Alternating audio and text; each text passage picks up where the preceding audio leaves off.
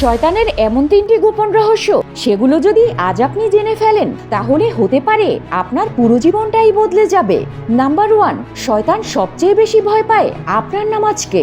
রাসূল সাল্লাল্লাহু আলাইহি ওয়াসাল্লাম বলেছেন, যখন কোনো মানুষ সিজদায় যায় তখন শয়তান চিৎকার করে বলে, হায়, সে এমন কিছু করে ফেললো যা আমি করতে পারিনি। অর্থাৎ প্রতিটি সিজদা শয়তানের অহংকার ভেঙে দেয়। নাম্বার 2, শয়তান মানুষকে নয় বরং মানুষের ঈমানকে টার্গেট করে। তার সবচেয়ে বড় মিশন শুধু পাপ করানো নয়, বরং পাপ করানোর পর লজ্জা দিয়ে ঈমান থেকে সরিয়ে ফেলা। নাম্বার 3, যখনই কোনো মানুষ তওবা করে তখন শয়তান কেঁদে ফেলে, কারণ তওবা সব গুনাহ মুছে দেয় আর এতে শয়তানের সব পরিশ্রম ব্যর্থ হয়ে যায়।